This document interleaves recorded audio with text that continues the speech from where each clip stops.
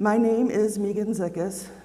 I am an attorney and bioethicist in the biology department here at Grand Valley. And I have the distinct privilege, as they stated, of serving on the State of Michigan Department of Health Ethics Committee.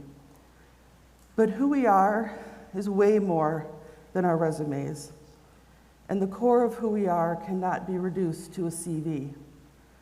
Who we are and that innate desire to belong and the freedom to connect with others was a primal hurt during the COVID pandemic. We missed simple things, which we learned weren't so simple after all. We missed the things that make life actual living, and we missed, through absence, how much we needed each other. Think back. Take 1 minute and think back to where you were when the world halted. Remember the worry and the concern and the loss of freedom. For most, the science of vaccines and better antiviral treatments has meant a return to normalcy, a return to that freedom, but not for all. Not for the 1,400,000 Americans who succumb to a virulent pathogen. Not for their grief-stricken families, and certainly not for the 9 million immunosuppressed Americans. You see, the great irony of being a bioethicist is that is the CV part of me. But who I am, and my truth, is that I am one of those 9 million immunosuppressed Americans. I have a rare, invisible illness that is treated with high-dose immunosuppressants during the COVID pandemic. My family and I have isolated for 2.5 years. We limit everything, and we N95 everywhere. The real loss is that of connection and that interaction with others. We have lost friends and family and almost every bit of normalcy.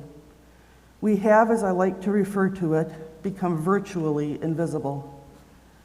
And most of the world has moved on from COVID, but for the immunosuppressed, the harsh reality of this deadly virus is far from over. And so tonight, I ask you to acknowledge the immunosuppressed as disabled people with invisible illnesses worthy of protections, compassions, and dignity. Chronic conditions or disabilities that significantly impair normal activities of daily living affect 1 out of 10 people. In fact, 96% of people living with chronic conditions live with a condition that cannot be seen with the naked eye. The 9 million immunosuppressed Americans live this way every day. The naked eye cannot see the body's inability to protect itself. Their voices are unheard because all of their energy and every hour of their day goes into surviving and functioning. There is nothing left to educate others or to share, and there aren't even very many opportunities for it, which just furthers the invisibility. In fact, the immunosuppressed have become invisible in a new way during the COVID pandemic because the world has found it easier to move on than to see the truth of their lives. When we look at history and how various people have been discriminated against, it can be disturbing to see how those seeds are so easily planted. While in no way as horrendous as genocide or racism or suffrage, the tenets of such disregard begin to take hold. The very safety of their own existence, their lives, is conveniently overlooked. The social prejudice of ableism, both intentionally and unintentionally, appears personally and institutionally, declaring healthy people superior, worthy of living full, free lives, and the freedom of the healthy to return to a normal life while still in the midst of a pandemic outweighs the basic safety of others. The mistreatment of a class of persons because of their illness is largely connected to eugenics. The idea that only certain people were deserving of coming forth in their humanity, of having basic rights and living freely, was a principle of the United States' own miscegenation and segregation laws, which Hitler took inspiration from. It is a classist concept, encouraging control through mechanisms that allow a selected population to advance while inhibiting others even to their demise. The belief that one is inherently better than another, regardless of the way our bodies and minds work and the states they exist in, can be quite convenient. United States laws protect people from communicable diseases, tracking those who may have come in contact with an infection. The law is well established in such cases as Jacobson versus Massachusetts, and that held that government can intervene in public health for the spread of disease, even mandating vaccines and quarantines. Does anybody remember stories of Typhoid Mary? Mary was an asymptomatic carrier of typhus in New York in the early 1900s. She was responsible for deaths and infections because she could not believe that somebody who wasn't sick could actually spread disease. We know people can be asymptomatic carriers of transmissible diseases, and yet most people have given up on COVID testing and socially distancing. It gives new meaning to the old adage that the right to swing your fist or spread your germs ends where my nose begins. The concept of freedom and how it affects others is a big part of the pandemic. The power, the right to act, think as one wants without hindrance. This person's autonomy and their freedom is a central principle in the study of bioethics. A person's autonomy, however, their freedom, is much different than a health hierarchy.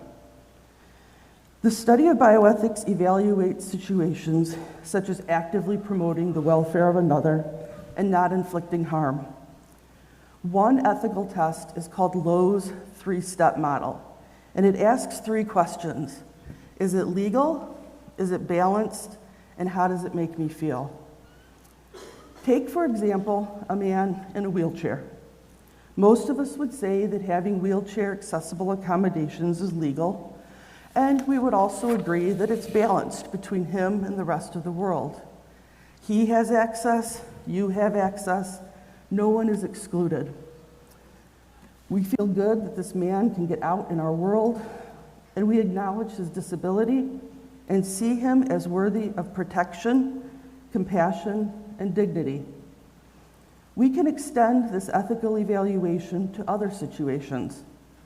We don't feel provoked by braille letters on signs or captions on screens, diabetic options on menus, and maybe only slightly by letting people who need a little extra time to board the airplane ahead of us. I like to think that it is the shock and the horror and the disbelief of a global pandemic that shifted something. But maybe it really was there all along, another invisible aspect. The virulence of COVID has been unprecedented. Deaths, hospitalizations, unknown numbers of those afflicted with long haulers, and we still do not know all of the potential side effects. If the immunosuppressed, however, had not known their risks, those numbers would be much, much higher. But we did know. My rare disease is called necrotizing autoimmune myopathy. It did not have a name when I first got sick. Less than 500 people in the world have this idiopathic form of NAM, and that means that we have no idea what caused mine. My body attacks and kills off my muscle cells, and 4 years ago I was in a wheelchair. There is no cure, and there is only experimental treatment with high-dose immunosuppressants. I'm part of a few research projects at the Mayo Clinic with Dr. Margarita Maloney. Like many people who have been mistreated by others in society, most rare and chronically ill people have been misdiagnosed, ignored, shunned, and had healthcare providers treat them atrociously. Some providers treat you poorly because they are offended by what they don't know or understand. And this is similar to racism, classism, and every other type of discrimination.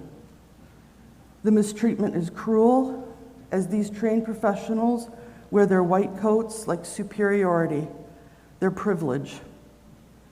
When I dared to question my first neurologist, he said that my hesitancy to follow his recommendations was that I just hadn't suffered enough. The next one refused to order additional testing because he plainly said he didn't know what to do. I've had inept nurses try to access my chest port with a needle that they had just used in the previous attempt, and I lost it. On that occasion, my husband coined the term a code M. You are tested, just as many different cultures and people are, to determine your validity. And if a medical test cannot show a definitive known diagnosis, you must be crazy.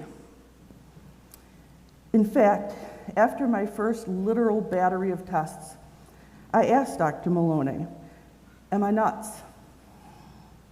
How can I have all of these symptoms and all of these tests and still no known answers? And her response was classic Maloney. She said, Mrs. Zickus, you could be completely crazy, but not about this. People ask what the hard parts of the journey are, and it isn't the crazy. It is plainly the loneliness of illness. It is having your own body taken away from you, and then having a pandemic take what is left. And in those many hours alone with you and your Benedict Arnold of a body, you wonder where your people are. Why won't they stand by you? They tire of your illness, and they tire of isolating, and you have become too much work for them. You are a constant reminder of mortality. I had dear, longtime people in my life say that I should sacrifice for the good of my family so that my kids could go back to a normal life. I failed to see how the guilt of bringing a virus home that could kill their mother is a good thing. The impact on the families of the immunosuppressed means that they are living the same as their afflicted loved one, isolated and suffering. Even if it is easy to cast the sick and diseased aside, what about the healthy family members who have to live as the immunosuppressed to keep their loved ones safe? The mental suffering of this is an abyss. They cope because they knew and know that they are doing all they can to protect their families from unknown side effects, from more loss. They take solace in their safety, the strength to persevere, and not trade months of sacrifice for a quick run to the grocery store. And the support comes when others respect safety measures with compassion, and when you are treated with dignity and protection as an equal. Wars have been fought to ensure equality, but like many people without protections, they were overridden by the desires of those with perceived superior rights. And now it is health privilege that is doing the overriding. Personal choice should not strip others of their personal choice. Failing to protect others is not a political statement. Diseases are equal opportunity, even when we as people fail to see the equality of other humans.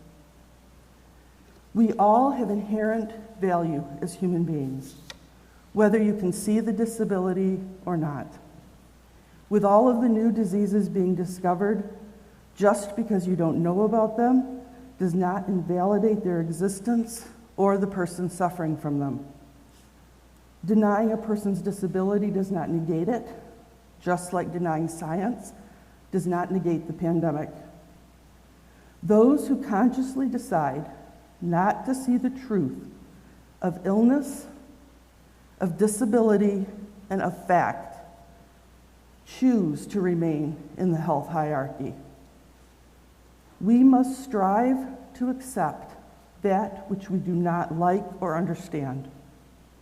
No one likes that COVID isn't over, and just because we don't have a ticker tape of death scrolling across the bottom of our screen does not mean that people are not dying from this, being hospitalized, or seriously ill. These are unprecedented times that call for and demand our unprecedented thoughts. We must see the truth through each other, and we must acknowledge that each of us lose our humanity, our own rights, and our own freedom when we allow someone else's to be taken. In this harsh and beautiful world, we need to remember our history of the racism and classism and privilege. We need to remember what we missed at the beginning of the pandemic, all of those interactions that make life actually living. We learned through absence how very much we need each other, and I pray that we also don't miss through absence freedom. People are different races, cultures, religions, sexes, and afflictions. We know this. We know so much. We know about viruses, their transmissibility, and ability to continuously mutate. And yet here we stand for another time in history, systemically mistreating those that we may even unconsciously perceive as less. And so tonight, I ask you to acknowledge the immunosuppressed as disabled people with invisible illnesses worthy of protections, compassion, and dignity. 9 million people, more than the population of Israel or Hong Kong. The invisibility of immunosuppression should be seen for their truth. Thank you.